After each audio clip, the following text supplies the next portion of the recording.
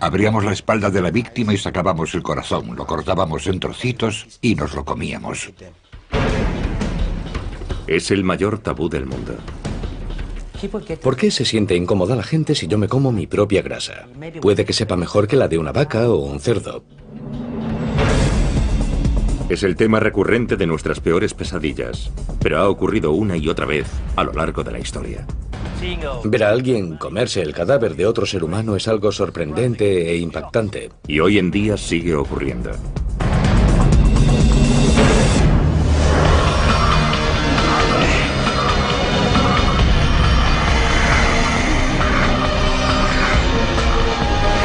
Extraños rituales.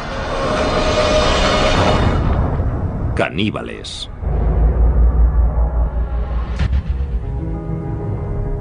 Canibalismo siempre ha sido la transgresión por excelencia.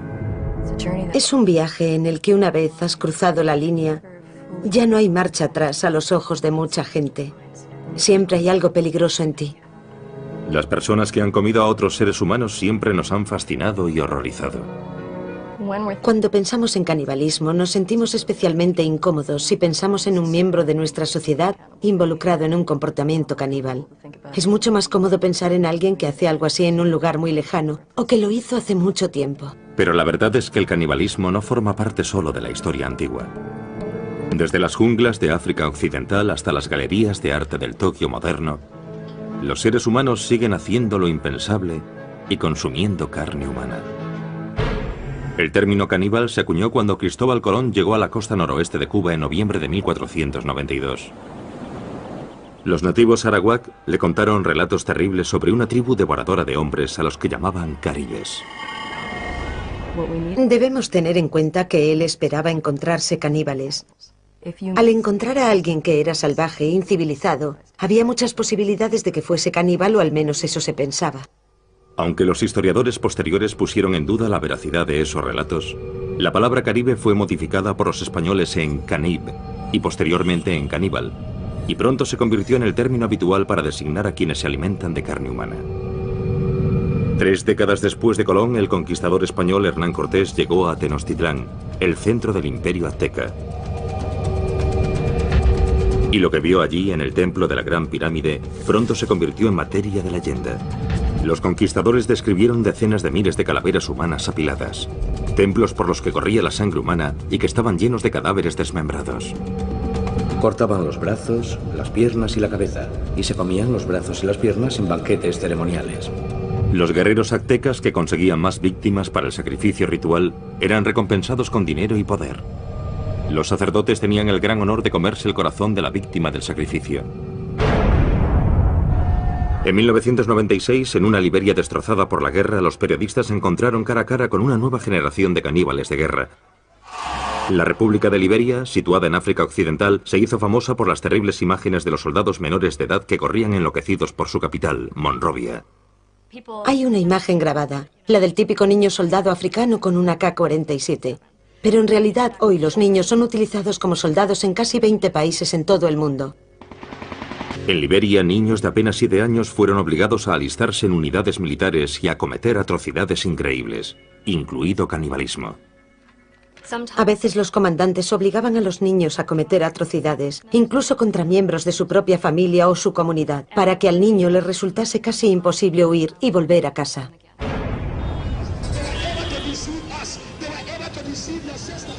Joshua Bly era uno de los señores de la guerra más famosos de Liberia.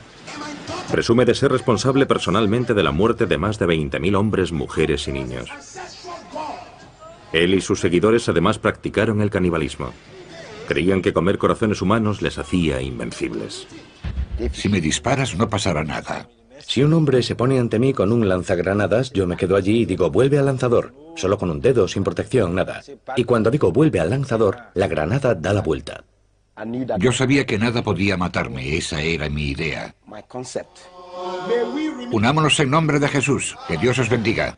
Joshua Bly ahora dirige un centro de rehabilitación para ex niños soldado, muchos de los cuales lucharon con él. Durante la guerra, Joshua era conocido como el general trasero desnudo, porque estaba tan seguro de que era invencible que entraba en combate ataviado simplemente con un par de botas.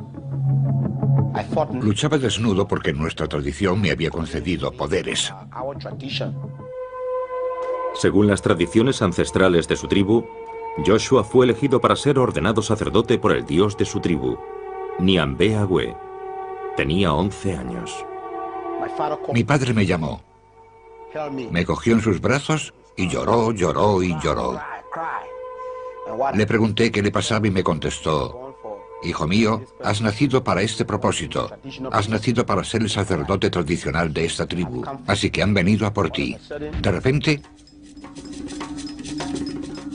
oí ruidos, oí guerreros, oí por toda la casa.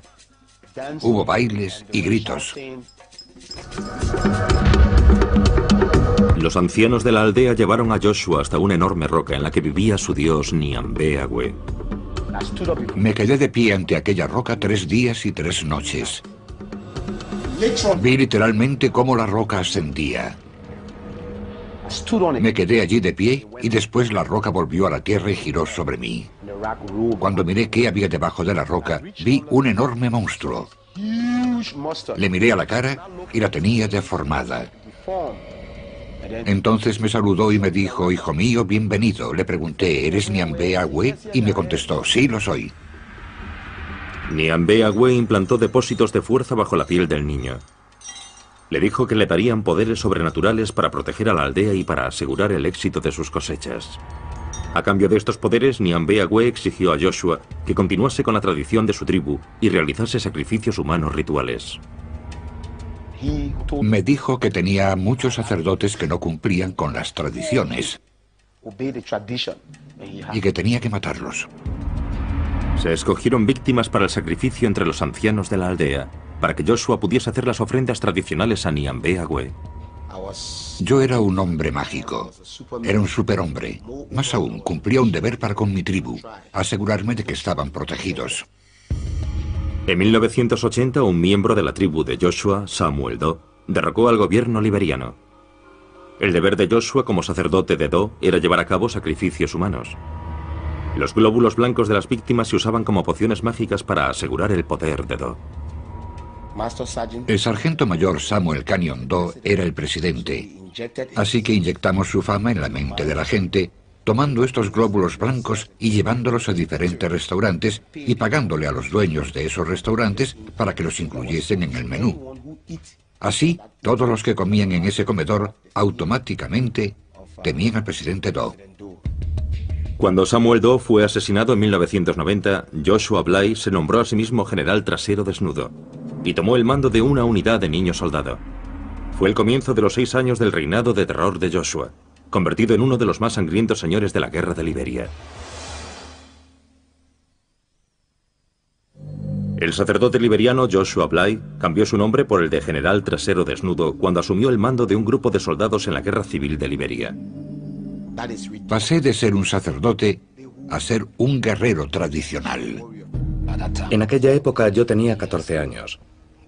Cuando conocí a Trasero Desnudo éramos 28 soldados jóvenes.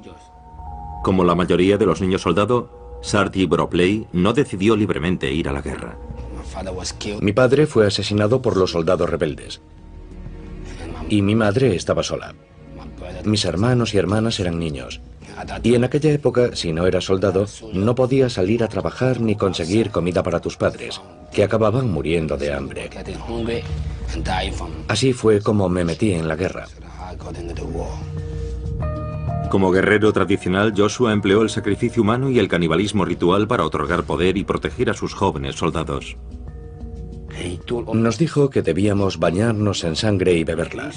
Yo le dije que no podía bañarme en sangre, ni por supuesto bebérmela, que no lo había hecho nunca. Y me dijo que eso me haría poderoso si quería seguir con él, y que era la única forma de que las balas no me alcanzasen. Así que me dio su sangre. Cuando bebí aquella sangre empecé a sentirme mal, quería vomitar. Joshua disparó un arma para distraer al joven Sarti de sus náuseas. Disparó una bala al aire y me hizo valiente. Cada vez que oigo un disparo me vuelvo valiente. Y después me preguntó: ¿cómo te sientes? Le contesté que cuando disparaba mi corazón latía y que me sentía valiente, que quería luchar, y se echó a reír. Los hombres de Joshua realizaban sacrificios humanos rituales antes de cada batalla para aumentar sus poderes y ser invencibles. Es como un toquecito al poder que ya tienes. Había que activarlo para luchar. Todo el mundo tenía un día en el que debía hacer un sacrificio humano. Llegó mi momento. Me dijo, hoy sacarás tú el corazón. Abríamos la espalda de la víctima y sacábamos el corazón. Lo cortábamos en trocitos y nos lo comíamos. Si éramos 15 hombres, hacíamos 15 trozos y nos los repartíamos. Y él cogía el más grande, se lo comía, y después nos daba a los demás y todos comíamos. Y bebíamos sangre y nos bañábamos con ella. Así que yo empecé a acostumbrarme. Se convirtió en una parte de mí. Entonces, cada vez que teníamos un ataque, y era un ataque importante, antes de combatir, hacíamos un sacrificio. Y si teníamos 10 ataques el mismo día, comíamos 10 corazones el mismo día. Los soldados de Joshua también mataban y se comían a sus enemigos tras la victoria. Dicen que si una persona es un guerrero, si es espiritualmente poderoso, cuando lo matas consigue su poder. Si un enemigo fuma, no nos comemos su corazón, no sirve. Los relatos de los poderes mágicos de Joshua infundían miedo a sus enemigos. Cuando yo grito, todos los que están a mi alrededor quedan hipnotizados. Cuando despierto, abro las manos y grito. Nos dispersamos porque era muy poderoso. Trasero Desnudo llegó al frente cantando una canción tribal. Tenía un hacha en la mano y yo me sentí débil. Muchas personas declararon que Joshua era capaz de hacerse invisible a voluntad. Cuando el fuego es muy intenso, a veces desaparece. Si me disparas no pasa nada, puedo desaparecer. ¿Se volvía invisible? Sí, por supuesto. En 1996, los 6 años de campaña de canibalismo y asesinato de Joshua llegaron a su fin cuando se convirtió al cristianismo. ¡Alabado sea el Señor! Actualmente Joshua está siendo investigado por crímenes de guerra por la Comisión para la Verdad y la Reconciliación de Liberia. Mis ojos se abrieron cuando me convertí al cristianismo y descubrí que Nyambea-Weh era un fraude. He encontrado un poder mejor. Y ese poder es el nombre de Jesús. Y ese poder está en la sangre de Jesús. Jesús tomó el control de mi vida desde 1996. Les dije a los otros, mirad, yo era uno de los vuestros y he encontrado un poder mejor. Y no nos cansamos de repetir cuánto lamentamos haber causado tanto mal a esta nación. Alabado sea el Señor. Cuando Trasero Desnudo se marchó, yo me uní al grupo de operaciones especiales. Allí fumaban droga. Y si no fumas droga, no puedes hacer lo mismo que ellos. Y me encontré en el gueto. Así que un día, Trasero Desnudo entró en el barrio marginal y me encontró. Se echó a llorar y me dijo, hijo mío, ¿cuánto hacía que no te veía? Yo contesté, sí, aquí estoy. Él me dijo, Dios te ama, quiero que abandones este gueto y me sigas. Y abandoné el gueto, y desde entonces no he vuelto a tomar drogas. Pero yo me pregunto si la sangre de Dios será capaz de reconstruir esta nación. Dejadme que os diga que esta nación tiene a Dios de su parte.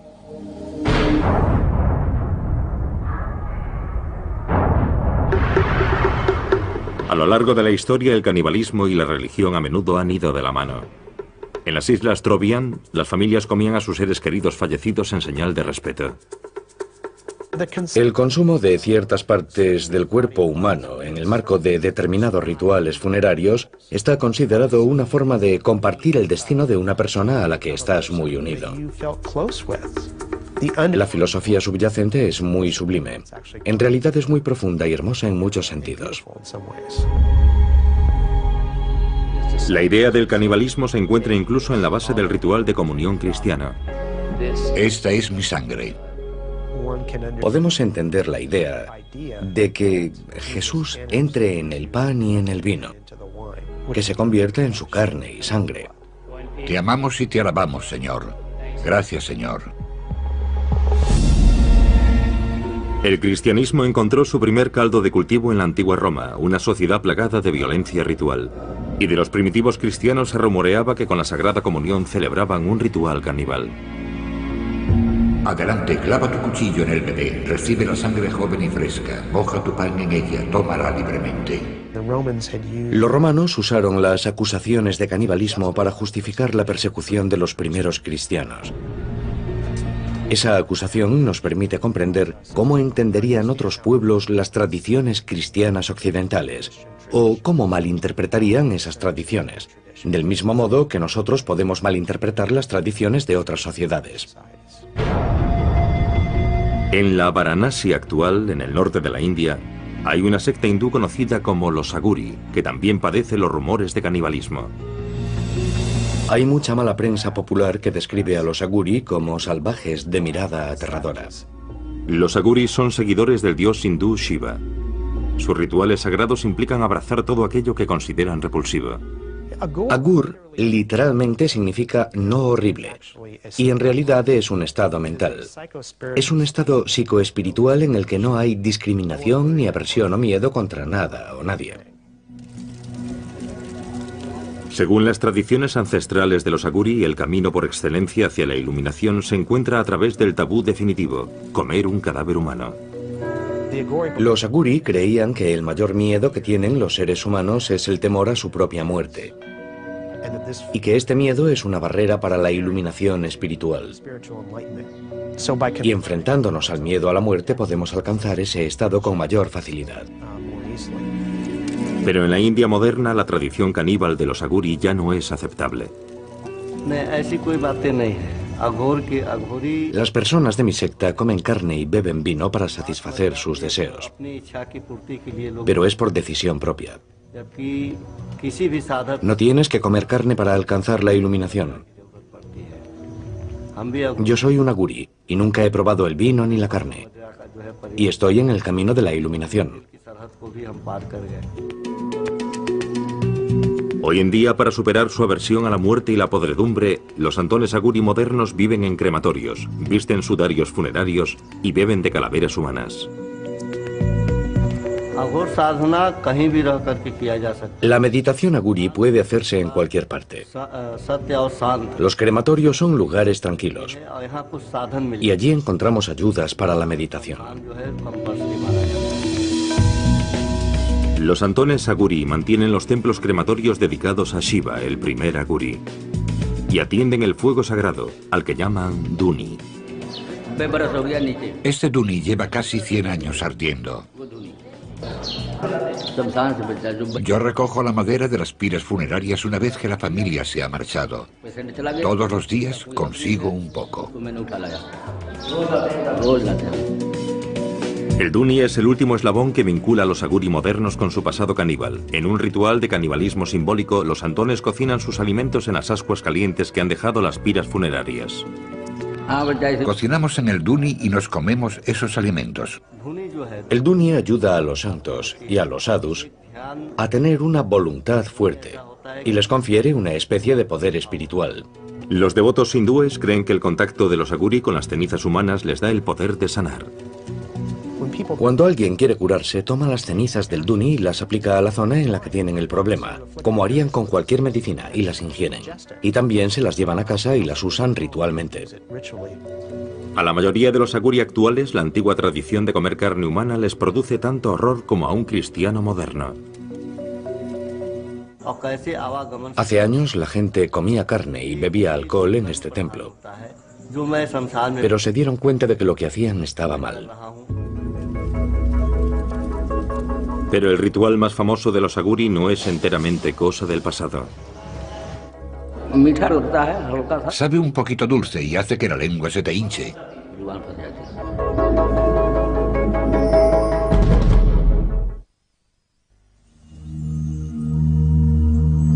En el pasado, una antigua secta hindú conocida como los Aguri seguía una tradición de canibalismo como camino hacia la iluminación espiritual. Aunque la mayoría de los Aguri ya no practican este rito, el cineasta Sandeep Singh contactó con un santón que está a punto de llevar a cabo el ritual más sagrado de la secta y de consumir carne humana. Es un ritual secreto que se hace en aislamiento, porque en la India el canibalismo está prohibido. La gente no lo aceptaría. Sandeep contactó con un grupo de monjes tradicionales aguri que viven en las afueras de Varanasi e intentó convencerlos para que le permitiesen grabar sus rituales secretos. Cuando hice mi película sobre los aguri, la secta más polémica de santones indios, por pura curiosidad, fue muy duro. Tardé casi un año en convencer a los aguri y otro año en encontrar a un aguri que fuese a practicar el canibalismo. Según la tradición ancestral aguri, solo es necesario consumir carne de un cadáver 1 o 2 veces en la vida como acto de purificación extrema. El santón de Sandeep vivía a orillas del Ganges, río abajo desde Varanasi, la ciudad más sagrada para los hindúes. Dicen que el señor Shiva separó a Kashi, Varanasi, del cosmos. Por eso, si alguien muere en Kashi, se librará de la carga de sus pecados y obtendrá el moksha, que se podría traducir como la liberación, la salvación. Los hindúes acuden desde todos los rincones del mundo hasta Varanasi para incinerar a sus seres queridos a orillas del río sagrado. Primero el cadáver se sumerge en el sagrado Ganges para purificarlo, después se hace la pira con madera. A continuación se coloca el cuerpo sobre la pira. Después el cuerpo se convierte en cenizas y las cenizas son ofrecidas al Ganges. Ser quemado aquí y que sus cenizas sean arrojadas al Ganges es el mejor final que un hindú puede desear para su vida.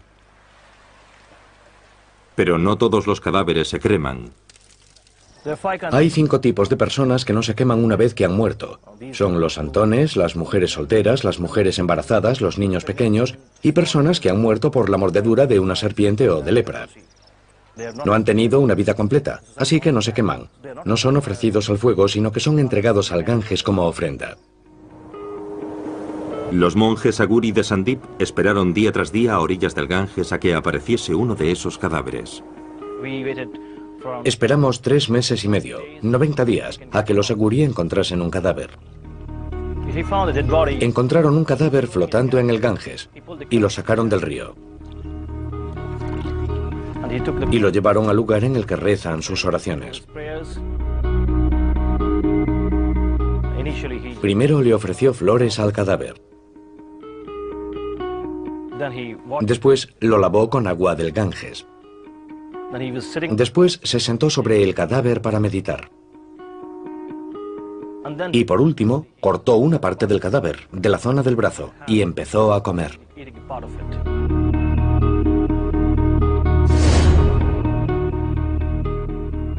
Se comió una parte. Olía mal, olía fatal. Ver a alguien comerse un cadáver de otro ser humano es algo sorprendente e impactante. Algo que a mí personalmente no me gustó. Pero después lo comprendí, cuando supe la lógica y las razones que estaban tras ese ritual.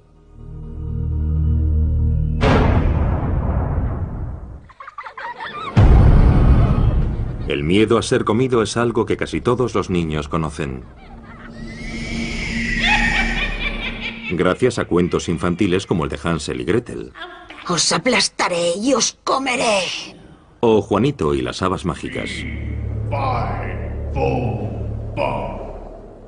Los cuentos de hadas medievales están llenos de caníbales.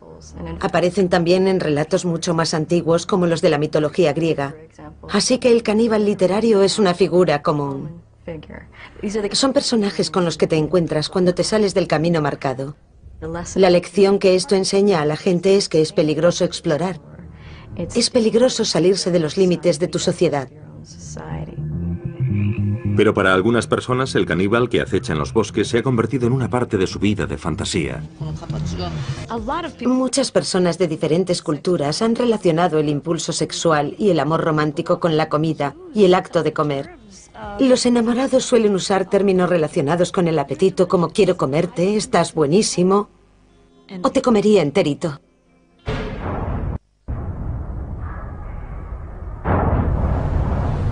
El deseo sexual siempre ha sido uno de los impulsos más fuertes de la humanidad y ha llevado a muchas personas a descubrir las partes más oscuras de su imaginación. Sí, cuando me gusta alguien, quiero ver a esa persona lo máximo posible y olerla, besarla, lamer su piel. Y siguiendo esa línea, para mí es muy natural desear comer su carne. En París, en 1981, Issei Sagawa hizo realidad sus fantasías caníbales cuando mató y se comió a una compañera de clase, Renée Hartebel.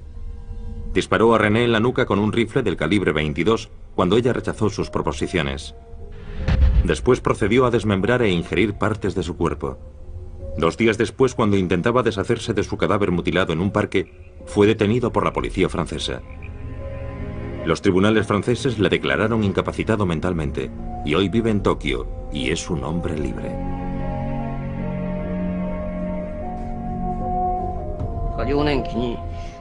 En mi infancia tuve una pesadilla. Mis padres servían a mi hermano pequeño en una olla y se lo comían.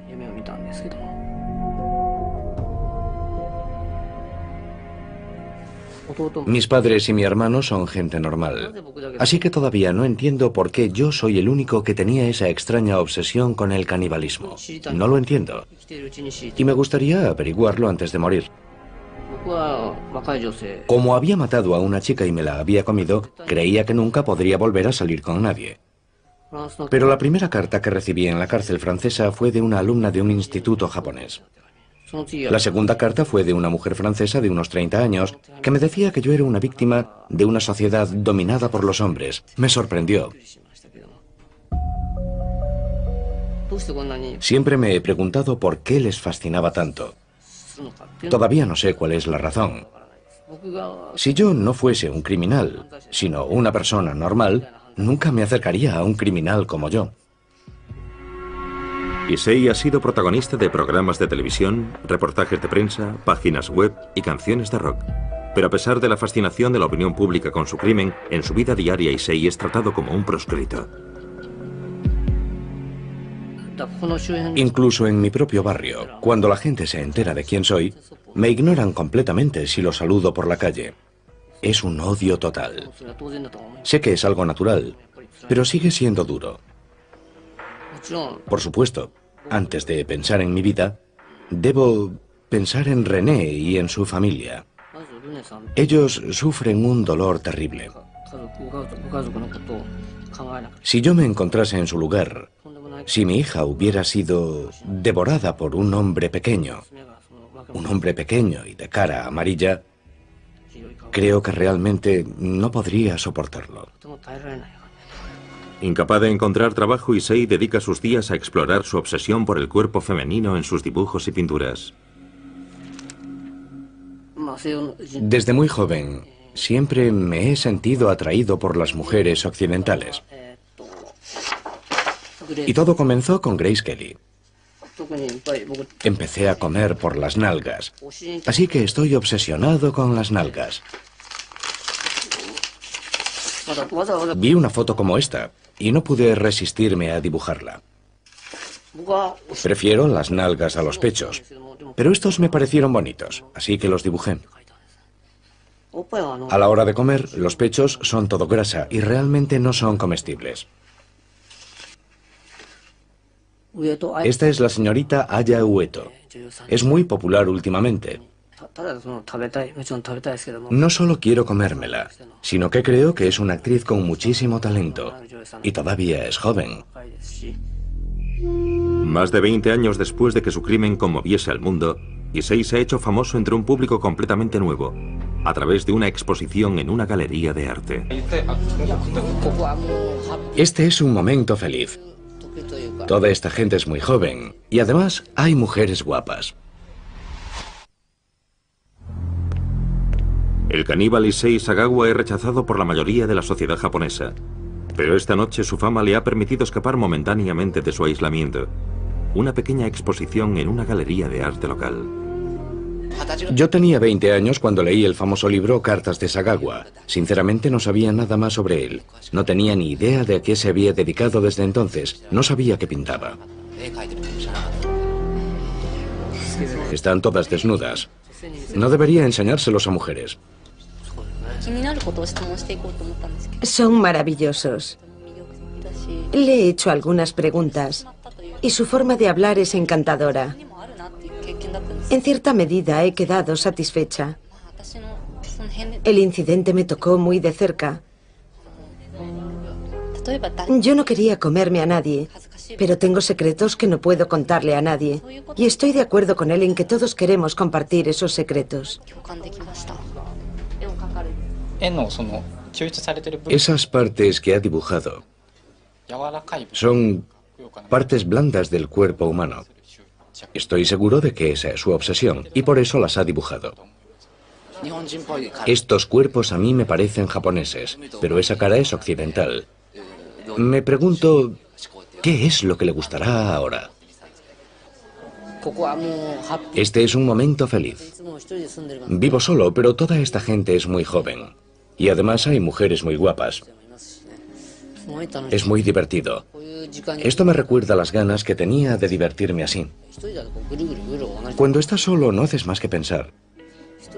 Vivir solo me vuelve loco, aunque ya estoy loco, la verdad. Pero ahí fuera hace frío y estoy solo.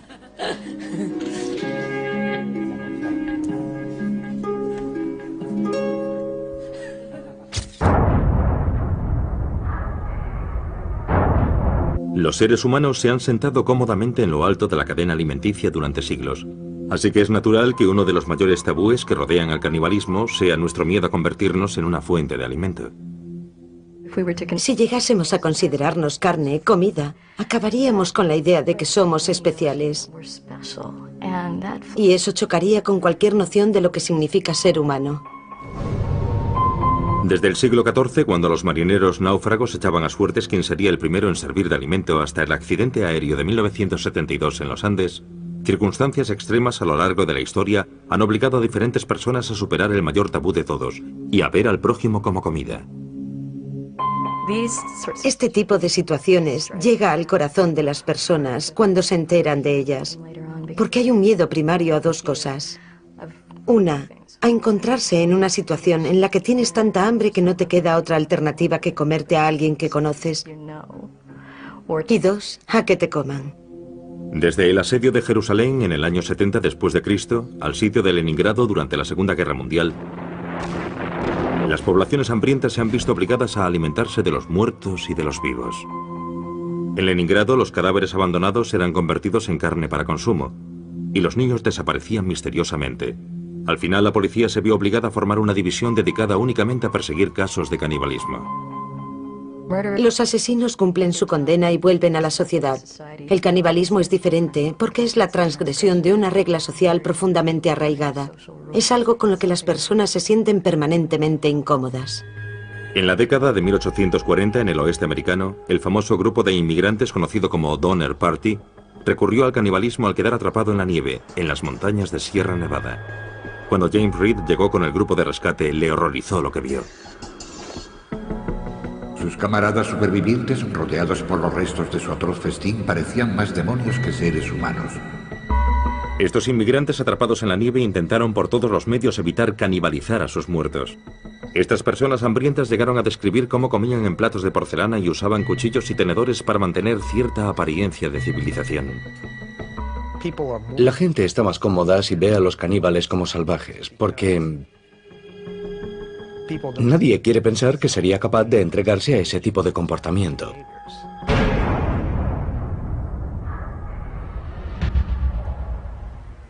En Copenhague, Dinamarca, muy lejos de las junglas de nuestra imaginación, el artista danés Marco Evaristi ha creado una obra de arte que explora el tabú de los humanos como comida. El arte hoy es una especie de experimento científico, especialmente si mis obras hacen pensar. Marco ha utilizado más de una vez tácticas escandalosas para atraer la atención hacia el mensaje que se oculta tras su arte. Para su trabajo más reciente, Marco se ha hecho una liposucción y ha usado su grasa para hacer albóndigas. Ha llamado al resultado polpette al grasso di Marco, o albóndigas de grasa de Marco, y las ha enlatado con una etiqueta diseñada por él mismo. La gente debe pensar que si se come mis albóndigas está comiendo arte. La preparación de las albóndigas fue solo el primer paso en la creación artística. Para explorar a fondo los aspectos que rodean al tabú caníbal, Marco invitó a 12 personas a cenar con él, entre ellas jefes de Estado y figuras prominentes de la sociedad danesa. Marco cenó solo. Cuando me metí la primera cucharada de espagueti con carne en la boca, cerré los ojos, porque pensar que me estaba comiendo a mí mismo me pareció algo asqueroso. Fue solo un segundo, pero fue un segundo de reflexión sobre la moralidad y los valores éticos que tengo como ser humano. Lo curioso es que no sabe diferente de otras albóndigas. Todo está en tu mente. Nada más. Es solo un problema de tu mente. Nada más que eso. Marco quería saber si otras personas compartían su opinión sobre el canibalismo. Así que decidió organizar otra cena con sus albóndigas en el menú. Prepararé albóndigas con grasa animal. Ya. Y albóndigas con mi propia grasa. Vale. Marco ha invitado a 12 amigos del mundo artístico a cenar con él esta noche. ¿Pero habrá alguno lo bastante valiente para acudir? El artista danés Marco Evaristi conmocionó al mundo del arte cuando desafió el tabú del canibalismo con una obra de arte conceptual. Se hizo una liposucción para retirarse grasa y la usó para hacer albóndigas. Esta noche completa su obra de arte organizando una cena en la que él mismo es el plato principal del menú. Creo que todo se debe a la moralidad y a los valores éticos. ¿Por qué se siente incómoda la gente si yo me como mi propia grasa? Puede que sepa mejor que la de una vaca o un cerdo. Marco preparará 2 platos de albóndigas diferentes para que sus invitados puedan decidir si quieren convertirse en caníbales o no. Lo curioso es que ahora mismo estoy tocando la carne real, sin mi grasa, y no siento nada. Es como un objeto muerto. Pero si me acerco aquí, es diferente. No sé por qué. En realidad es lo mismo. Pero es mi conciencia. Mi adoctrinamiento sobre la carne humana o sobre la grasa humana. Bueno, le pondré más ingredientes porque voy a vomitar.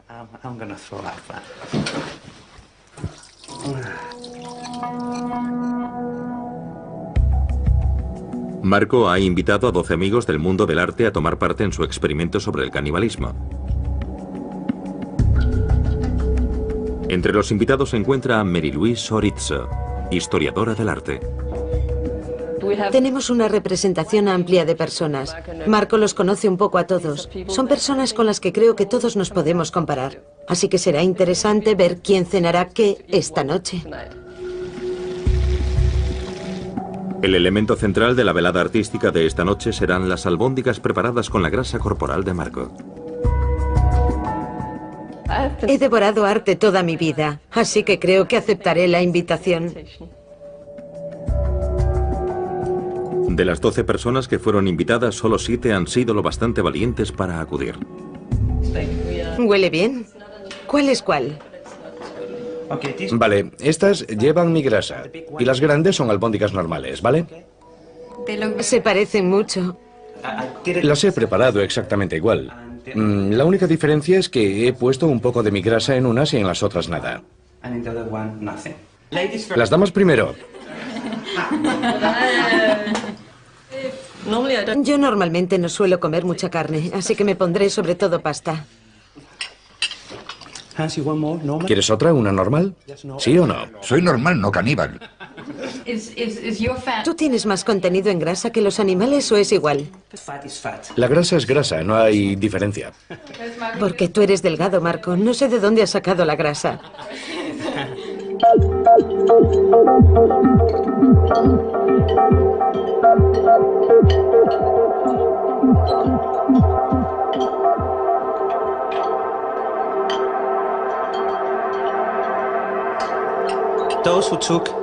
Los que habéis tomado albóndigas con mi grasa deberíais probar una de las otras e intentar explicar la diferencia que hay entre ellas. Creo que es un buen experimento. ¿Notáis la diferencia? ¿Sí? Yo no. Yo creo que esta tiene más sabor que la otra. Tal vez es porque fumas. Al final, solo 4 de los amigos de Marco decidieron convertirse en caníbales. Sabe diferente. ¿Seguro? Si piensas en todo lo que comes cada día, vacas, cerdos y pollos, no puede ser tan horrible. Antes de venir tenía clarísimo que no comería su grasa porque me parecía un asco. Pero cambié de opinión cuando vi la comida. Porque el aspecto que tiene la comida es muy importante. Quiero decir que también comemos con los ojos. No se trata del sabor, no se trata de lo que ha pasado aquí, sino de lo que la gente piense de esto. Y no es como si fuésemos a comernos su pierna o a matarlo para comérnoslo. Solo es material sobrante que ha eliminado de su cuerpo, así que no tengo ningún problema al respecto. Sabe a albóndiga normal. Para los demás, la idea de ingerir carne humana se convirtió en un tabú insuperable. Antes de venir aquí pensé, yo no soy caníbal, no puedo comer esto. Es un asco ya solo la idea de pensarlo. Yo no quería hacerlo. Por supuesto podría comérmela, pero no me gusta la idea de comerme a otra persona. No, nunca lo haría. Creo que he tenido demasiadas experiencias visuales. Hoy he visto demasiadas fotos de liposucciones y esa es la imagen que me ha venido a la mente. En condiciones extremas lo haría, pero aquí puedo elegir y creo que se lo dejaré a los demás.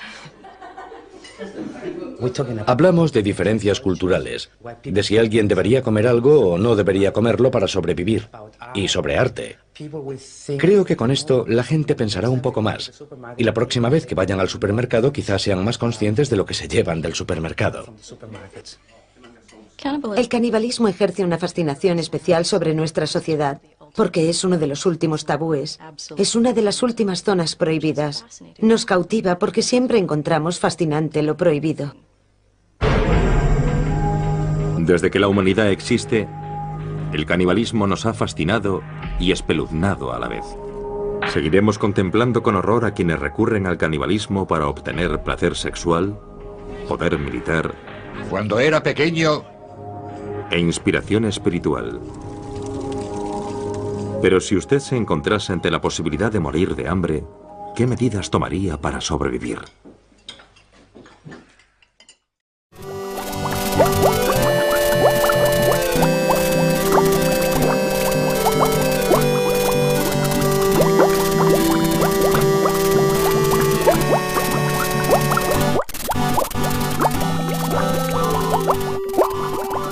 Conmoviese al mundo, Issei se ha hecho famoso entre un público completamente nuevo, a través de una exposición en una galería de arte.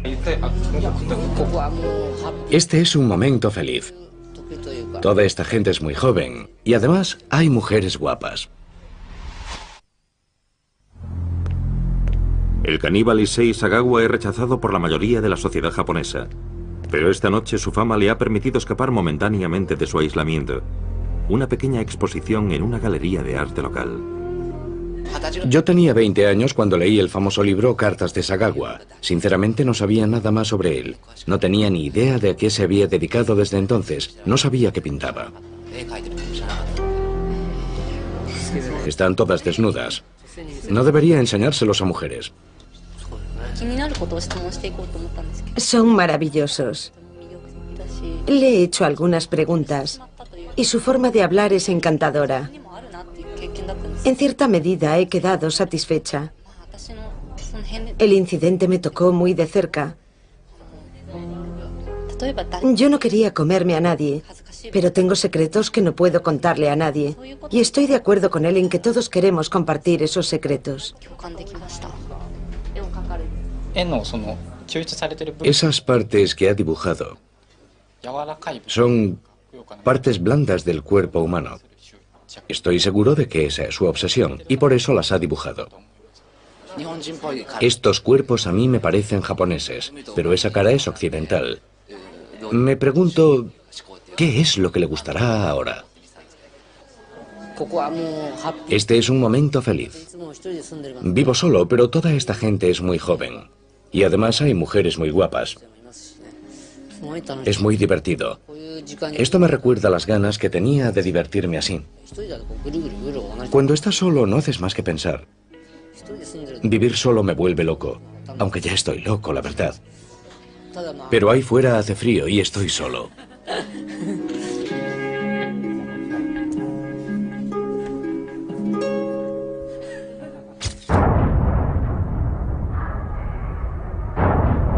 Los seres humanos se han sentado cómodamente en lo alto de la cadena alimenticia durante siglos.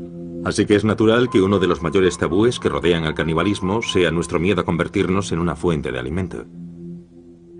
Si llegásemos a considerarnos carne, comida, acabaríamos con la idea de que somos especiales. Y eso chocaría con cualquier noción de lo que significa ser humano. Desde el siglo XIV, cuando los marineros náufragos echaban a suertes quién sería el primero en servir de alimento, hasta el accidente aéreo de 1972 en los Andes, circunstancias extremas a lo largo de la historia han obligado a diferentes personas a superar el mayor tabú de todos y a ver al prójimo como comida. Este tipo de situaciones llega al corazón de las personas cuando se enteran de ellas, porque hay un miedo primario a dos cosas. Una, a encontrarse en una situación en la que tienes tanta hambre que no te queda otra alternativa que comerte a alguien que conoces. Y dos, a que te coman. Desde el asedio de Jerusalén en el año 70 después de Cristo al sitio de Leningrado durante la Segunda Guerra Mundial, las poblaciones hambrientas se han visto obligadas a alimentarse de los muertos y de los vivos. En Leningrado, los cadáveres abandonados eran convertidos en carne para consumo y los niños desaparecían misteriosamente. Al final, la policía se vio obligada a formar una división dedicada únicamente a perseguir casos de canibalismo. Los asesinos cumplen su condena y vuelven a la sociedad. El canibalismo es diferente porque es la transgresión de una regla social profundamente arraigada. Es algo con lo que las personas se sienten permanentemente incómodas. En la década de 1840, en el oeste americano, el famoso grupo de inmigrantes conocido como Donner Party recurrió al canibalismo al quedar atrapado en la nieve, en las montañas de Sierra Nevada. Cuando James Reed llegó con el grupo de rescate, le horrorizó lo que vio. Sus camaradas supervivientes, rodeados por los restos de su atroz festín, parecían más demonios que seres humanos. Estos inmigrantes atrapados en la nieve intentaron por todos los medios evitar canibalizar a sus muertos. Estas personas hambrientas llegaron a describir cómo comían en platos de porcelana y usaban cuchillos y tenedores para mantener cierta apariencia de civilización. La gente está más cómoda si ve a los caníbales como salvajes, porque nadie quiere pensar que sería capaz de entregarse a ese tipo de comportamiento.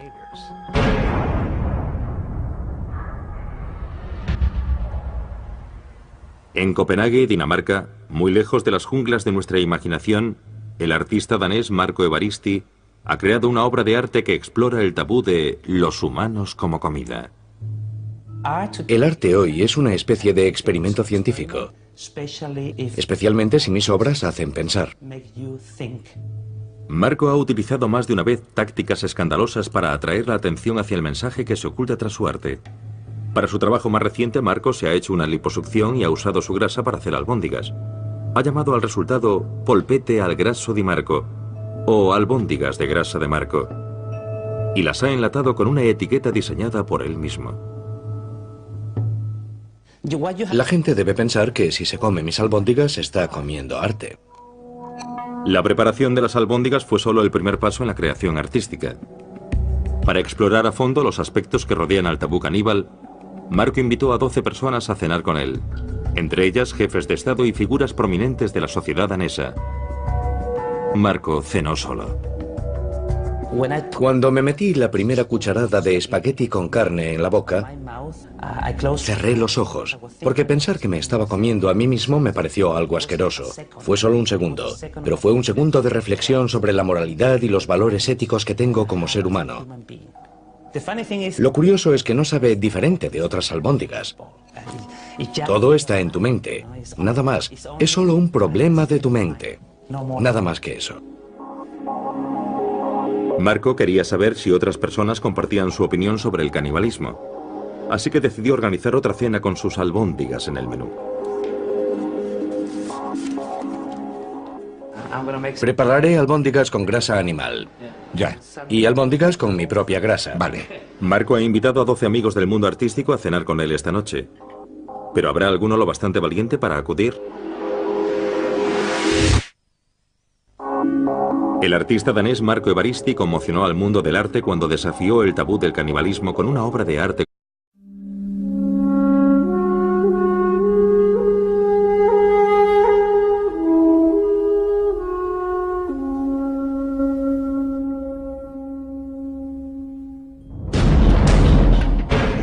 Abríamos la espalda de la víctima y sacábamos el corazón, lo cortábamos en trocitos y nos lo comíamos. Es el mayor tabú del mundo. ¿Por qué se siente incómoda la gente si yo me como mi propia grasa? Puede que sepa mejor que la de una vaca o un cerdo. Es el tema recurrente de nuestras peores pesadillas, pero ha ocurrido una y otra vez a lo largo de la historia. Ver a alguien comerse el cadáver de otro ser humano es algo sorprendente e impactante. Y hoy en día sigue ocurriendo.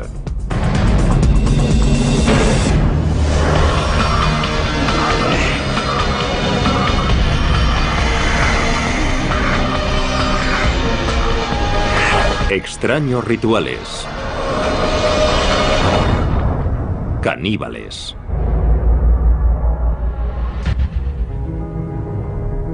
Canibalismo siempre ha sido la transgresión por excelencia. Es un viaje en el que una vez has cruzado la línea, ya no hay marcha atrás a los ojos de mucha gente. Siempre hay algo peligroso en ti. Las personas que han comido a otros seres humanos siempre nos han fascinado y horrorizado. Cuando pensamos en canibalismo, nos sentimos especialmente incómodos si pensamos en un miembro de nuestra sociedad involucrado en un comportamiento caníbal. Es mucho más cómodo pensar en alguien que hace algo así en un lugar muy lejano o que lo hizo hace mucho tiempo. Pero la verdad es que el canibalismo no forma parte solo de la historia antigua. Desde las junglas de África Occidental hasta las galerías de arte del Tokio moderno, los seres humanos siguen haciendo lo impensable y consumiendo carne humana. El término caníbal se acuñó cuando Cristóbal Colón llegó a la costa noroeste de Cuba en noviembre de 1492. Los nativos arawak le contaron relatos terribles sobre una tribu devoradora de hombres a los que llamaban caribes. Debemos tener en cuenta que él esperaba encontrarse caníbales. Al encontrar a alguien que era salvaje e incivilizado, había muchas posibilidades de que fuese caníbal, o al menos eso se pensaba. Aunque los historiadores posteriores pusieron en duda la veracidad de esos relatos, la palabra caribe fue modificada por los españoles en canib y posteriormente en caníbal, y pronto se convirtió en el término habitual para designar a quienes se alimentan de carne humana. 3 décadas después de Colón, el conquistador español Hernán Cortés llegó a Tenochtitlán, el centro del imperio azteca. Y lo que vio allí en el templo de la Gran Pirámide pronto se convirtió en materia de leyenda. Los conquistadores describieron decenas de miles de calaveras humanas apiladas, templos por los que corría la sangre humana y que estaban llenos de cadáveres desmembrados. Cortaban los brazos, las piernas y la cabeza, y se comían los brazos y las piernas en banquetes ceremoniales. Los guerreros aztecas que conseguían más víctimas para el sacrificio ritual eran recompensados con dinero y poder. Los sacerdotes tenían el gran honor de comerse el corazón de la víctima del sacrificio. En 1996, en una Liberia destrozada por la guerra, los periodistas se encontraron cara a cara con una nueva generación de caníbales de guerra.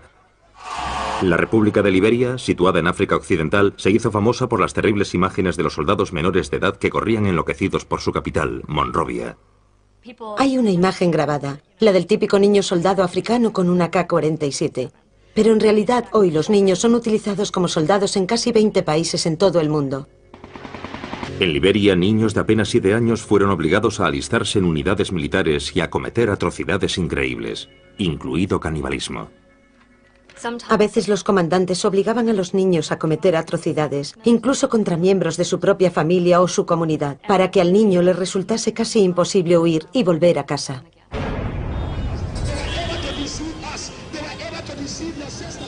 Joshua Bly era uno de los señores de la guerra más famosos de Liberia. Presume de ser responsable personalmente de la muerte de más de 20.000 hombres, mujeres y niños.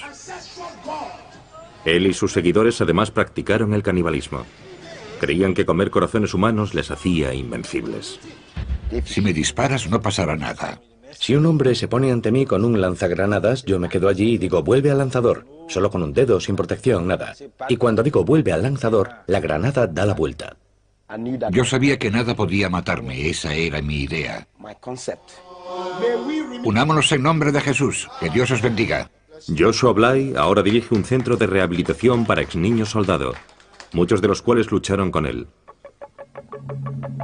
Durante la guerra, Joshua era conocido como el general trasero desnudo, porque estaba tan seguro de que era invencible que entraba en combate ataviado simplemente con un par de botas. Luchaba desnudo porque nuestra tradición me había concedido poderes. Según las tradiciones ancestrales de su tribu, Joshua fue elegido para ser ordenado sacerdote por el dios de su tribu, Niambe-Agüe. Tenía 11 años. Mi padre me llamó.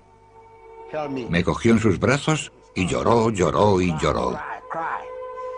Le pregunté qué le pasaba y me contestó: hijo mío, has nacido para este propósito. Has nacido para ser el sacerdote tradicional de esta tribu. Así que han venido a por ti. De repente, oí ruidos, oí guerreros, oí por toda la casa. Hubo bailes y gritos. Los ancianos de la aldea llevaron a Joshua hasta una enorme roca en la que vivía su dios Niambe-Agüe. Me quedé de pie ante aquella roca 3 días y 3 noches. Vi literalmente cómo la roca ascendía. Me quedé allí de pie y después la roca volvió a la tierra y giró sobre mí. Cuando miré qué había debajo de la roca, vi un enorme monstruo. Le miré a la cara y la tenía deformada. Entonces me saludó y me dijo: hijo mío, bienvenido. Le pregunté: ¿eres Niambe-Agüe? Y me contestó: sí, lo soy. Niambe-Agüe implantó depósitos de fuerza bajo la piel del niño. Le dijo que le darían poderes sobrenaturales para proteger a la aldea y para asegurar el éxito de sus cosechas. A cambio de estos poderes, Niambe-Agüe exigió a Joshua que continuase con la tradición de su tribu y realizase sacrificios humanos rituales. Me dijo que tenía muchos sacerdotes que no cumplían con las tradiciones y que tenía que matarlos. Se escogieron víctimas para el sacrificio entre los ancianos de la aldea, para que Joshua pudiese hacer las ofrendas tradicionales a Niambe-Agüe. Yo era un hombre mágico. Era un superhombre. Más aún, cumplía un deber para con mi tribu: asegurarme de que estaban protegidos. En 1980, un miembro de la tribu de Joshua, Samuel Doe, derrocó al gobierno liberiano. El deber de Joshua como sacerdote de Doe era llevar a cabo sacrificios humanos. Los glóbulos blancos de las víctimas se usaban como pociones mágicas para asegurar el poder de Doe. El sargento mayor Samuel Canyon Doe era el presidente, así que inyectamos su fama en la mente de la gente, tomando estos glóbulos blancos y llevándolos a diferentes restaurantes y pagándole a los dueños de esos restaurantes para que los incluyesen en el menú. Así, todos los que comían en ese comedor automáticamente temían al presidente Doe. Cuando Samuel Doe fue asesinado en 1990, Joshua Bly se nombró a sí mismo general trasero desnudo y tomó el mando de una unidad de niño soldado. Fue el comienzo de los 6 años del reinado de terror de Joshua, convertido en uno de los más sangrientos señores de la guerra de Liberia. El sacerdote liberiano Joshua Bly cambió su nombre por el de general trasero desnudo cuando asumió el mando de un grupo de soldados en la guerra civil de Liberia. Pasé de ser un sacerdote a ser un guerrero tradicional. En aquella época yo tenía 14 años.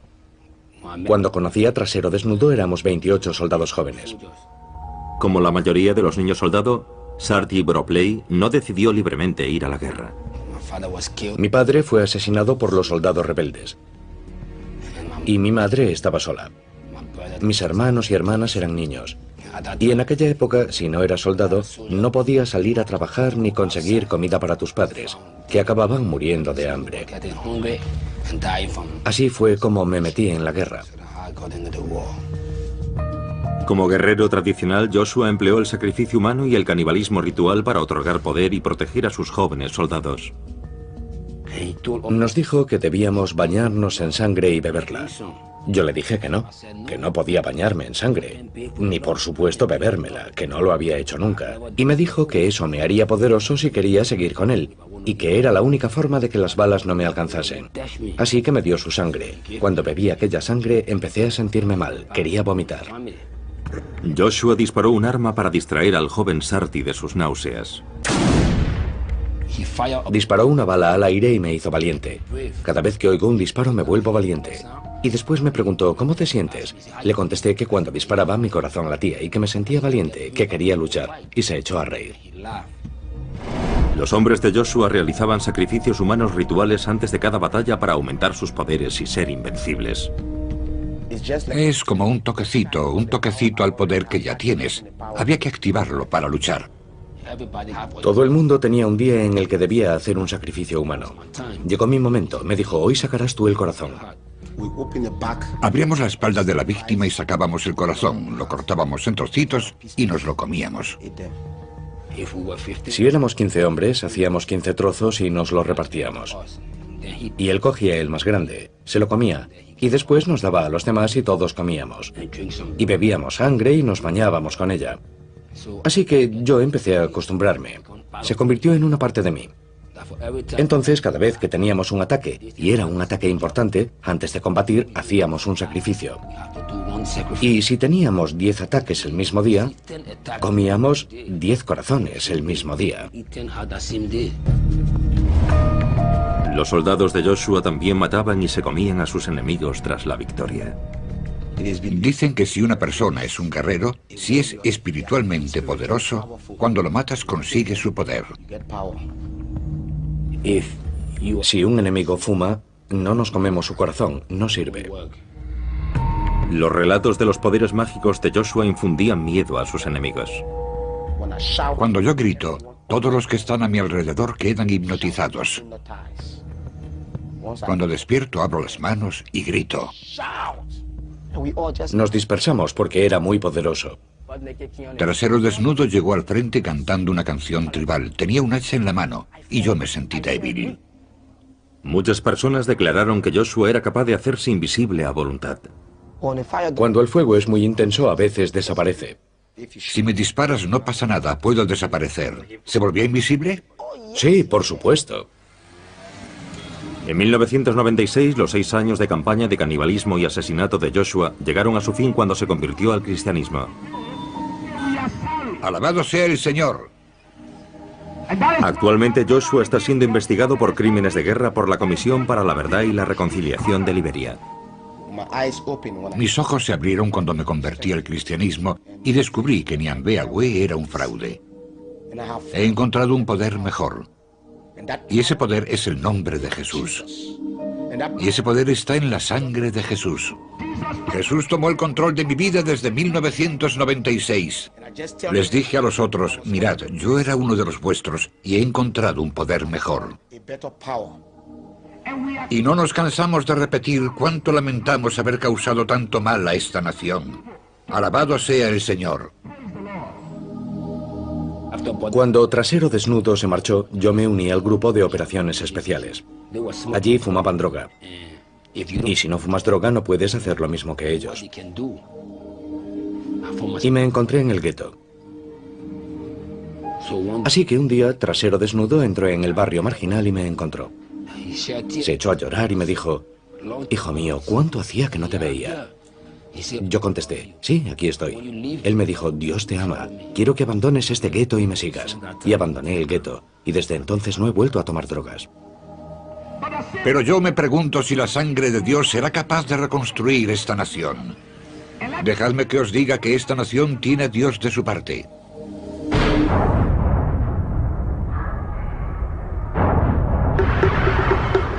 A lo largo de la historia, el canibalismo y la religión a menudo han ido de la mano. En las islas Trobriand, las familias comían a sus seres queridos fallecidos en señal de respeto. El consumo de ciertas partes del cuerpo humano en el marco de determinados rituales funerarios está considerado una forma de... No todos los cadáveres se creman. Hay 5 tipos de personas que no se queman una vez que han muerto. Son los santones, las mujeres solteras, las mujeres embarazadas, los niños pequeños y personas que han muerto por la mordedura de una serpiente o de lepra. No han tenido una vida completa, así que no se queman.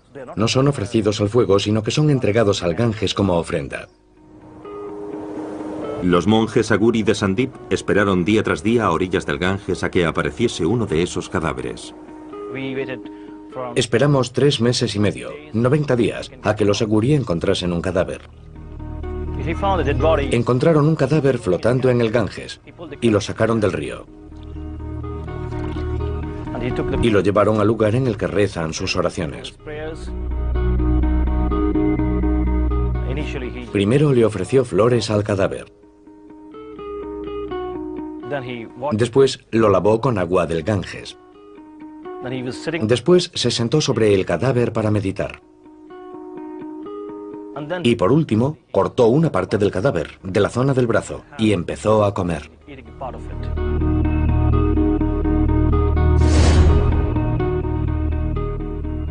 Se comió una parte. Olía mal, olía fatal. Ver a alguien comerse un cadáver de otro ser humano es algo sorprendente e impactante. Algo que a mí personalmente no me gustó. Pero después lo comprendí, cuando supe la lógica y las razones que estaban tras ese ritual.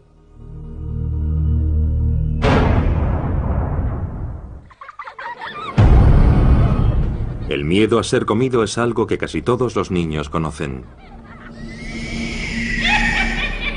Gracias a cuentos infantiles como el de Hansel y Gretel. Os aplastaré y os comeré. O Juanito y las habas mágicas. Los cuentos de hadas medievales están llenos de caníbales. Aparecen también en relatos mucho más antiguos como los de la mitología griega. Así que el caníbal literario es una figura común. Son personajes con los que te encuentras cuando te sales del camino marcado. La lección que esto enseña a la gente es que es peligroso explorar. Es peligroso salirse de los límites de tu sociedad. Pero para algunas personas el caníbal que acecha en los bosques se ha convertido en una parte de su vida de fantasía. Muchas personas de diferentes culturas han relacionado el impulso sexual y el amor romántico con la comida y el acto de comer. Los enamorados suelen usar términos relacionados con el apetito como quiero comerte, estás buenísimo, o te comería enterito.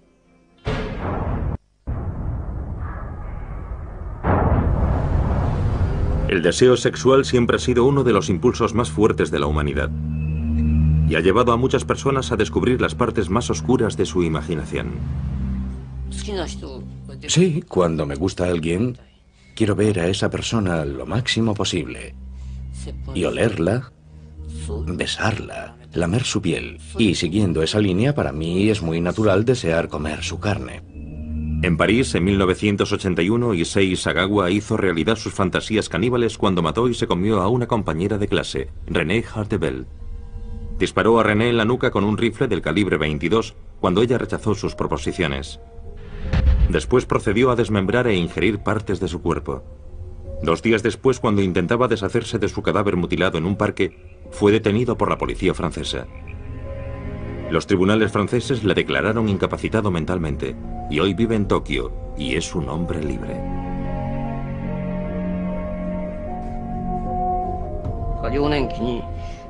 En mi infancia tuve una pesadilla. Mis padres servían a mi hermano pequeño en una olla y se lo comían.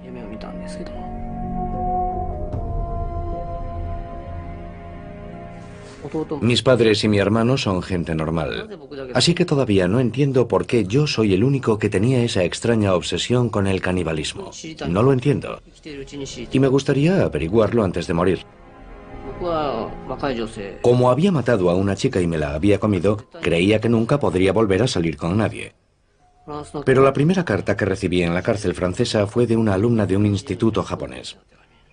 La segunda carta fue de una mujer francesa de unos 30 años que me decía que yo era una víctima de una sociedad dominada por los hombres. Me sorprendió. Siempre me he preguntado por qué les fascinaba tanto. Todavía no sé cuál es la razón. Si yo no fuese un criminal, sino una persona normal, nunca me acercaría a un criminal como yo. Issei ha sido protagonista de programas de televisión, reportajes de prensa, páginas web y canciones de rock. Pero a pesar de la fascinación de la opinión pública con su crimen, en su vida diaria Issei es tratado como un proscrito. Incluso en mi propio barrio, cuando la gente se entera de quién soy, me ignoran completamente si los saludo por la calle. Es un odio total. Sé que es algo natural, pero sigue siendo duro.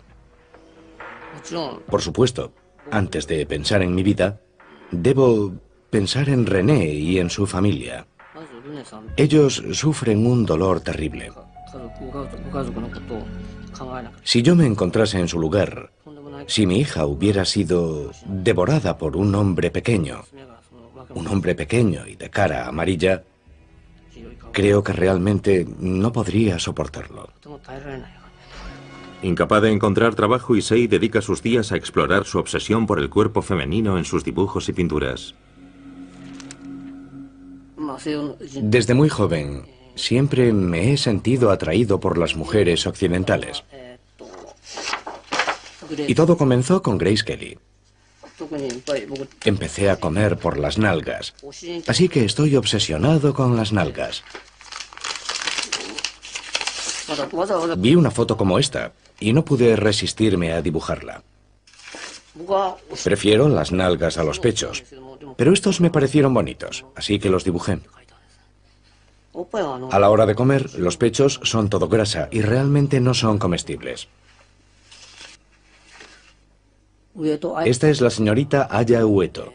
Es muy popular últimamente. No solo quiero comérmela, sino que creo que es una actriz con muchísimo talento. Y todavía es joven. Más de 20 años después de que su crimen... Compartir el destino de una persona a la que estás muy unido. La filosofía subyacente es muy sublime. En realidad es muy profunda y hermosa en muchos sentidos. La idea del canibalismo se encuentra incluso en la base del ritual de comunión cristiana. Esta es mi sangre. Podemos entender la idea de que Jesús entre en el pan y en el vino, que se convierte en su carne y sangre. Te amamos y te alabamos, Señor. Gracias, Señor. El cristianismo encontró su primer caldo de cultivo en la antigua Roma, una sociedad plagada de violencia ritual. Y de los primitivos cristianos se rumoreaba que con la Sagrada Comunión celebraban un ritual caníbal. Adelante, clava tu cuchillo en el bebé, recibe la sangre joven y fresca, moja tu pan en ella, tómala libremente. Los romanos usaron las acusaciones de canibalismo para justificar la persecución de los primeros cristianos. Esa acusación nos permite comprender cómo entenderían otros pueblos las tradiciones cristianas occidentales, o cómo malinterpretarían esas tradiciones, del mismo modo que nosotros podemos malinterpretar las tradiciones de otras sociedades. En la Varanasi actual, en el norte de la India, hay una secta hindú conocida como los Aguri, que también padece los rumores de canibalismo. Hay mucha mala prensa popular que describe a los Aguri como salvajes de mirada aterradora. Los Aguri son seguidores del dios hindú Shiva. Sus rituales sagrados implican abrazar todo aquello que consideran repulsivo. Agur literalmente significa no horrible, y en realidad es un estado mental. Es un estado psicoespiritual en el que no hay discriminación ni aversión o miedo contra nada o nadie. Según las tradiciones ancestrales de los Aguri, el camino por excelencia hacia la iluminación se encuentra a través del tabú definitivo, comer un cadáver humano. Los Aguri creían que el mayor miedo que tienen los seres humanos es el temor a su propia muerte, y que este miedo es una barrera para la iluminación espiritual. Y enfrentándonos al miedo a la muerte podemos alcanzar ese estado con mayor facilidad. Pero en la India moderna la tradición caníbal de los Aguri ya no es aceptable. Las personas de mi secta comen carne y beben vino para satisfacer sus deseos, pero es por decisión propia. No tienes que comer carne para alcanzar la iluminación. Yo soy un Aguri y nunca he probado el vino ni la carne, y estoy en el camino de la iluminación.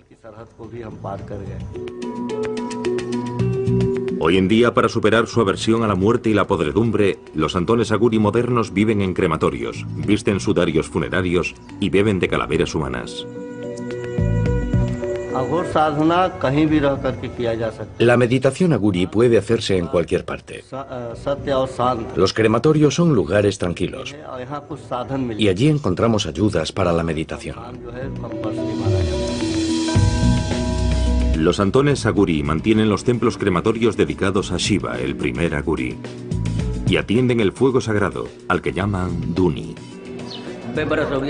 Este Duni lleva casi 100 años ardiendo. Yo recojo la madera de las piras funerarias una vez que la familia se ha marchado. Todos los días consigo un poco. El Duni es el último eslabón que vincula a los Aguri modernos con su pasado caníbal. En un ritual de canibalismo simbólico, los santones cocinan sus alimentos en las ascuas calientes que han dejado las piras funerarias. Cocinamos en el Duni y nos comemos esos alimentos. El Duni ayuda a los santos y a los sadhus a tener una voluntad fuerte y les confiere una especie de poder espiritual. Los devotos hindúes creen que el contacto de los Aguri con las cenizas humanas les da el poder de sanar. Cuando alguien quiere curarse, toma las cenizas del Duni y las aplica a la zona en la que tienen el problema, como harían con cualquier medicina, y las ingieren. Y también se las llevan a casa y las usan ritualmente.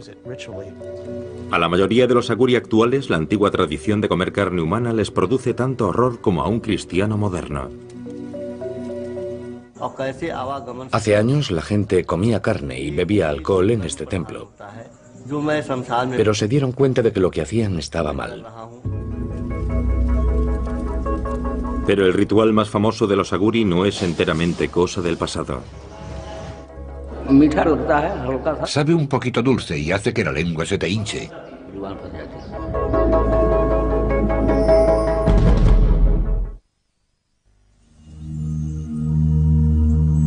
En el pasado, una antigua secta hindú conocida como los Aguri seguía una tradición de canibalismo como camino hacia la iluminación espiritual. Aunque la mayoría de los Aguri ya no practican este rito, el cineasta Sandeep Singh contactó con un santón que está a punto de llevar a cabo el ritual más sagrado de la secta y de consumir carne humana. Es un ritual secreto que se hace en aislamiento, porque en la India el canibalismo está prohibido. La gente no lo aceptaría. Sandeep contactó con un grupo de monjes tradicionales Aguri que viven en las afueras de Varanasi e intentó convencerlos para que le permitiesen grabar sus rituales secretos.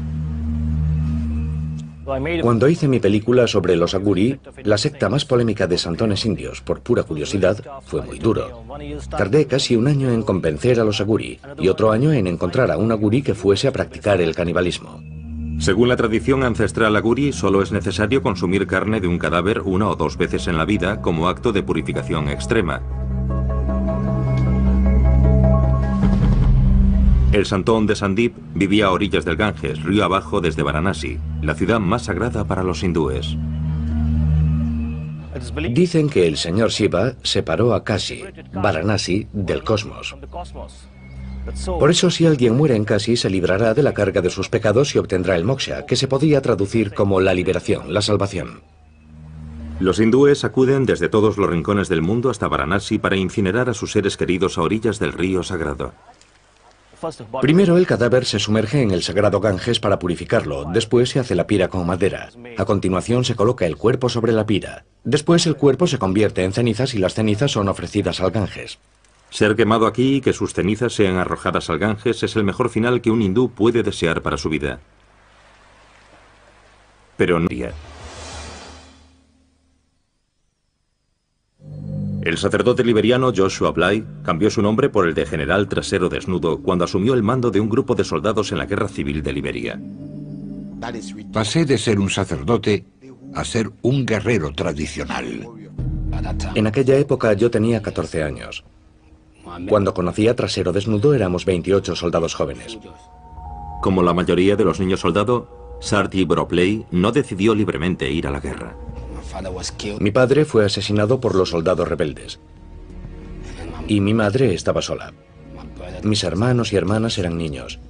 Y en aquella época, si no eras soldado, no podías salir a trabajar ni conseguir comida para tus padres, que acababan muriendo de hambre.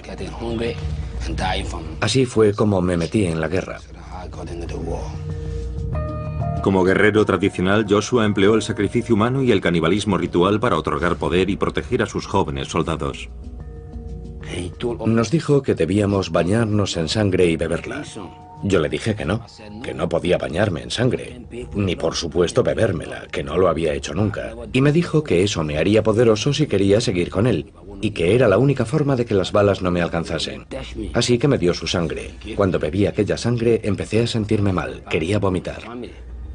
Joshua disparó un arma para distraer al joven Sarti de sus náuseas. Disparó una bala al aire y me hizo valiente. Cada vez que oigo un disparo me vuelvo valiente.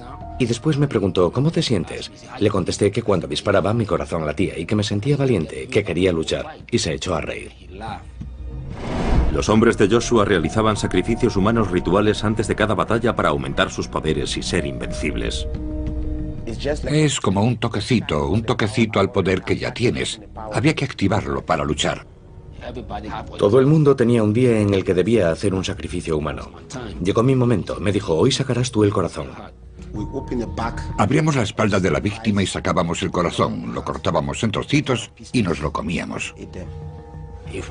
Si éramos 15 hombres, hacíamos 15 trozos y nos los repartíamos. Y él cogía el más grande, se lo comía, y después nos daba a los demás y todos comíamos. Y bebíamos sangre y nos bañábamos con ella. Así que yo empecé a acostumbrarme. Se convirtió en una parte de mí. Entonces, cada vez que teníamos un ataque, y era un ataque importante, antes de combatir, hacíamos un sacrificio. Y si teníamos 10 ataques el mismo día, comíamos 10 corazones el mismo día.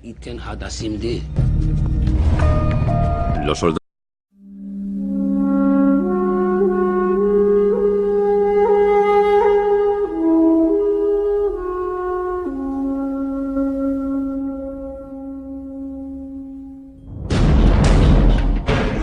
Abríamos la espalda de la víctima y sacábamos el corazón, lo cortábamos en trocitos y nos lo comíamos. es el mayor tabú del mundo. ¿Por qué se siente incómoda la gente si yo me como mi propia grasa? Puede que sepa mejor que la de una vaca o un cerdo. Es el tema recurrente de nuestras peores pesadillas, pero ha ocurrido una y otra vez a lo largo de la historia. Ver a alguien comerse el cadáver de otro ser humano es algo sorprendente e impactante. Y hoy en día sigue ocurriendo.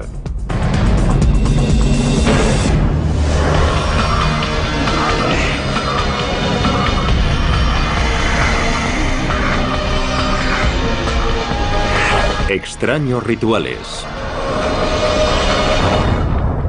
Caníbales.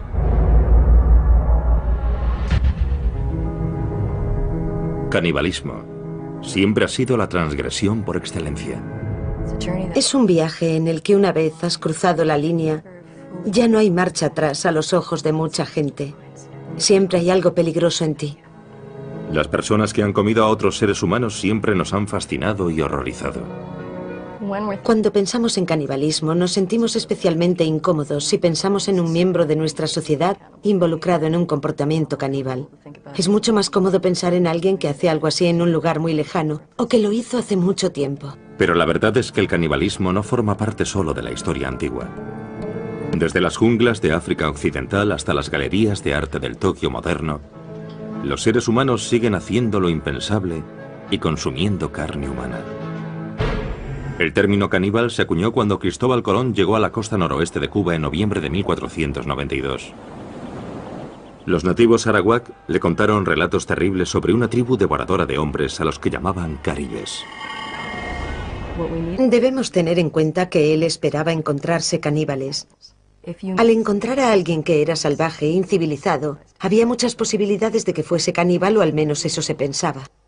Aunque los historiadores posteriores pusieron en duda la veracidad de esos relatos, la palabra caribe fue modificada por los españoles en canib y posteriormente en caníbal, y pronto se convirtió en el término habitual para designar a quienes se alimentan de carne humana. 3 décadas después de Colón, el conquistador español Hernán Cortés llegó a Tenochtitlán, el centro del imperio. Brazos y lloró, lloró y lloró. Le pregunté qué le pasaba y me contestó: hijo mío, has nacido para este propósito. Has nacido para ser el sacerdote tradicional de esta tribu. Así que han venido a por ti. De repente, oí ruidos, oí guerreros, oí por toda la casa. Hubo bailes y gritos. Los ancianos de la aldea llevaron a Joshua hasta una enorme roca en la que vivía su dios Niambe-Agüe. Me quedé de pie ante aquella roca 3 días y 3 noches. Vi literalmente cómo la roca ascendía. Me quedé allí de pie y después la roca volvió a la tierra y giró sobre mí. Cuando miré qué había debajo de la roca, vi un enorme monstruo. Le miré a la cara y la tenía deformada. Entonces me saludó y me dijo: hijo mío, bienvenido. Le pregunté: ¿eres Niambe-Agüe? Y me contestó: sí, lo soy. Niambeagüe implantó depósitos de fuerza bajo la piel del niño. Le dijo que le darían poderes sobrenaturales para proteger a la aldea y para asegurar el éxito de sus cosechas. A cambio de estos poderes, Niambeagüe exigió a Joshua que continuase con la tradición de su tribu y realizase sacrificios humanos rituales. Me dijo que tenía muchos sacerdotes que no cumplían con las tradiciones y que tenía que matarlos. Se escogieron víctimas para el sacrificio entre los ancianos de la aldea, para que Joshua pudiese hacer las ofrendas tradicionales a Niambeagüe. Yo era un hombre mágico, era un superhombre. Más aún, cumplía un deber para con mi tribu, asegurarme de que estaban protegidos. En 1980, un miembro de la tribu de Joshua, Samuel Doe, derrocó al gobierno liberiano. El deber de Joshua como sacerdote de Doe era llevar a cabo sacrificios humanos. Los glóbulos blancos de las víctimas se usaban como pociones mágicas para asegurar el poder de Doe. El sargento mayor Samuel Canyon Doe era el presidente, así que inyectamos su fama en la mente de la gente, tomando estos glóbulos blancos y llevándolos a diferentes restaurantes y pagándole a los dueños de esos restaurantes para que los incluyesen en el menú. Así, todos los que comían en ese comedor automáticamente temían al presidente Doe. Cuando Samuel Doe fue asesinado en 1990, Joshua Bly se nombró a sí mismo general trasero desnudo y tomó el mando de una unidad de niño soldado. Fue el comienzo de los 6 años del reinado de terror de Joshua, convertido en uno de los más sangrientos señores de la guerra del Imperio Azteca. Y lo que vio allí en el templo de la Gran Pirámide pronto se convirtió en materia de leyenda. Los conquistadores describieron decenas de miles de calaveras humanas apiladas, templos por los que corría la sangre humana y que estaban llenos de cadáveres desmembrados. Cortaban los brazos, las piernas y la cabeza, y se comían los brazos y las piernas en banquetes ceremoniales. Los guerreros aztecas que conseguían más víctimas para el sacrificio ritual eran recompensados con dinero y poder. Los sacerdotes tenían el gran honor de comerse el corazón de la víctima del sacrificio. En 1996, en una Liberia destrozada por la guerra, los periodistas se encontraron cara a cara con una nueva generación de caníbales de guerra. La República de Liberia, situada en África Occidental, se hizo famosa por las terribles imágenes de los soldados menores de edad que corrían enloquecidos por su capital, Monrovia. Hay una imagen grabada, la del típico niño soldado africano con una AK-47. Pero en realidad hoy los niños son utilizados como soldados en casi 20 países en todo el mundo. En Liberia, niños de apenas 7 años fueron obligados a alistarse en unidades militares y a cometer atrocidades increíbles, incluido canibalismo. A veces los comandantes obligaban a los niños a cometer atrocidades, incluso contra miembros de su propia familia o su comunidad, para que al niño le resultase casi imposible huir y volver a casa.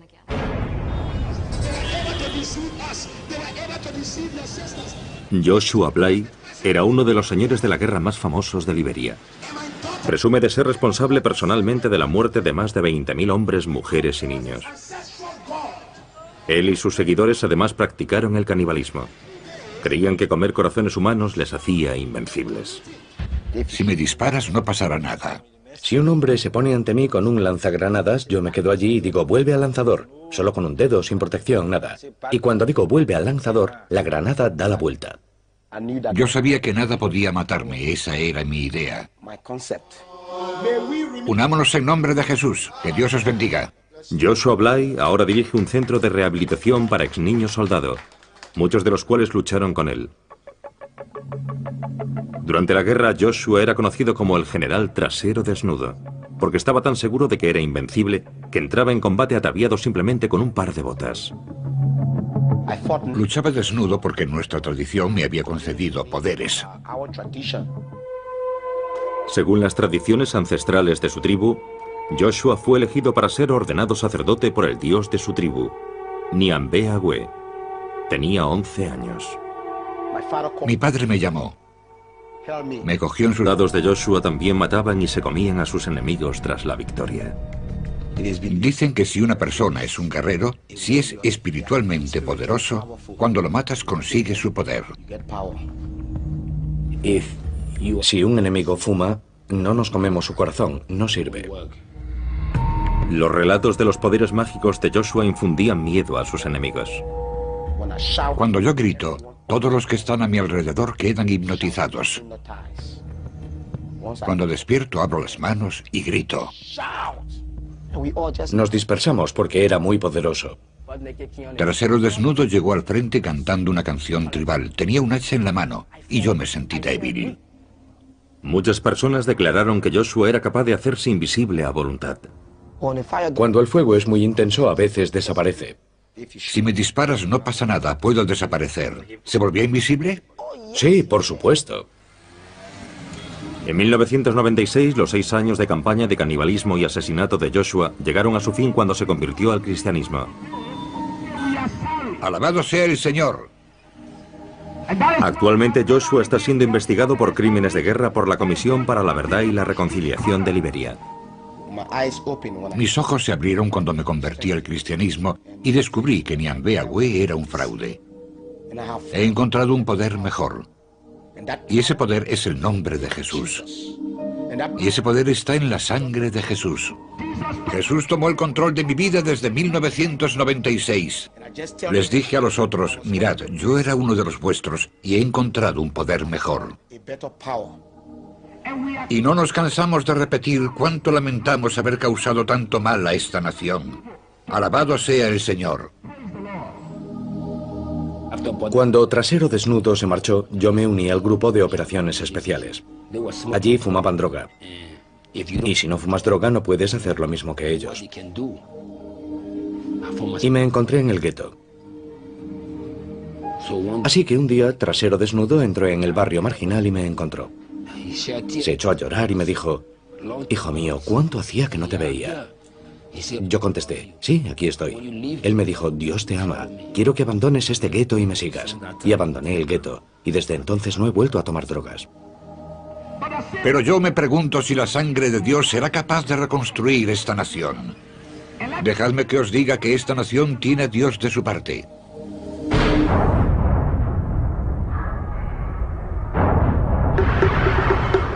A lo largo de la historia, el canibalismo